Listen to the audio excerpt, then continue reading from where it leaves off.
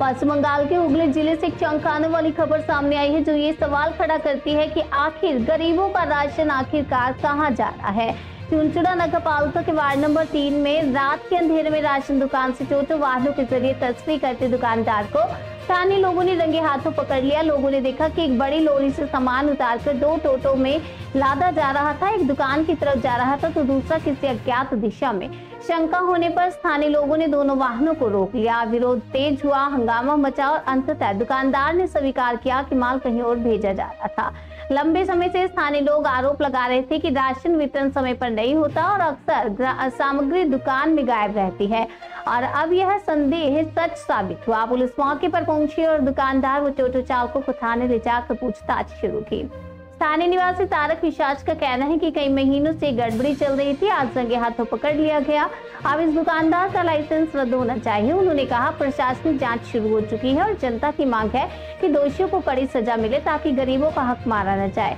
इस पूरे मामले पर चुनचुड़ा नगर पालिका के पार्षद अनिंदिता मंडल और स्थानीय लोगों की प्रतिक्रिया जरूरी है।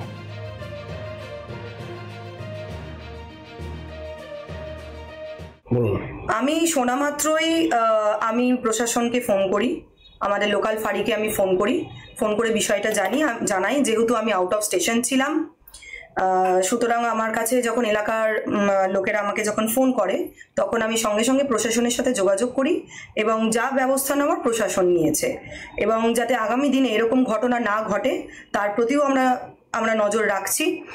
কারণ বেশ কি বিগত মাস ধরে আমার কাছে এরকম খবর আসছে যে সেই রেশন দোকানে ঠিক মতন মাল দেওয়া হচ্ছে না, কিন্তু যেহেতু কোনো লিখিত অভিযোগ এখনো পর্যন্ত আমার কাছে আসেনি, কিন্তু তার সত্ত্বেও আমি খোঁজ খবর নিই।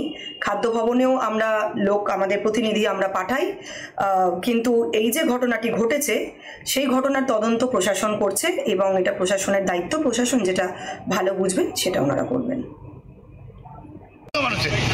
5 দিন আগেও একটা ইঞ্জিন ম্যান করে রাত্রিবেলা ওর দোকান থেকে মাল বেরিয়েছে, পুরো মানে রেশনের মাল, মানে গরিব মানুষের চাল গম হজম করছে। ওর আমরা কঠোরতম শাস্তি চাই। এলাকার মানুষ অভিযোগ করছে যে কোনোদিন সময় রেশন পাওয়া যায় না। অবশ্যই বলছি তো, এই মাসে 13 তারিখে প্রথম খুলেছে একবেলা, মানুষের কাছে খবর হয়ে গেছে বিকেল হয়েছে, রেশন দোকান খোলেনি। খোলার কোনো মা বাপ নেই, কোনো নোটিশ নেই। ও যেন নিজের পৈতৃক ব্যাপার গরিব মানুষের চিন্তা করে সরকার দিচ্ছে ভর্তুকি চাল গম, সেইটা পুরোপুরি এই রেশন দোকানদার খেয়ে নিচ্ছে। এর বিরুদ্ধে আমাদের মৌখিক অভিযোগ হচ্ছিল, আজকে হাতে হাতে প্রমাণ নিয়ে আমরা ওকে দোষী সাব্যস্ত করতে। এখন কি লিখিত অভিযোগ করবেন আপনারা সকলে? এখন তো প্রশাসনকে রেখেছি, প্রশাসন এসছে, নিশ্চয়ই কালকে যদি প্রশাসন যদি ব্যবস্থা নেয় তাহলে আমাদের কিছু করার নেই। আমরা তো আমি তো কালকেটা সোমবারে যে আরোর কাছে আমি পরশু দিনকে কথা বলেছি তাকে বলবো যে আজকে হাতে নাতে ওনার মালদা আমরা ধরেছি, নিশ্চয়ই বলবো। আরও বলেছি। কি নাম আপনার? আমার নাম তারক বিশ্বাস, এলাকাবাসী বাসিন্দা। এটা আমি জানি না, আমি যারা ট্রান্সপোর্টে ইসে করে ওরা মালটা নিয়ে এসে ওরা এবার আমার দোকানে খালি করবে। এবার ওরা গাড়ি ডেকে এনে কীভাবে খালি করে ওদের ব্যাপার। এবার মালটা কোথায় যাচ্ছে ওরা সেটা বলতে পারবে, আমি এর মধ্যে কিছুই জানি না। আপনার এখানে আপনার গলি দিয়ে বেরোচ্ছে, ওই টোটো নিয়ে বেরোচ্ছিল, তো আপনি ও বলছে যে আপনারাই নাকি ভাড়া করেছেন ওকে? না, আমি ভাড়া করিনি। এবার যারা ওই মাল খালি করছে ওরাই ওকে ডেকে নিয়ে এসছে,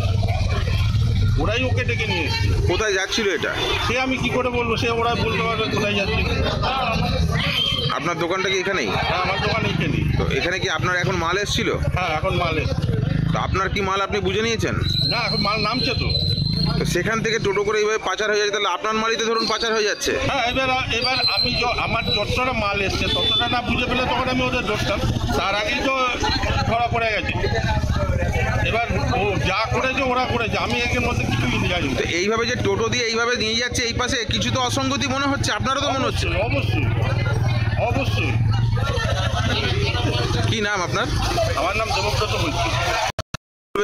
বলছি যে প্রত্যেক মাসেই মাল নেই, হ্যাঁ চাল আছে মাল নেই, এটাই আর কি বলার ভিতরে।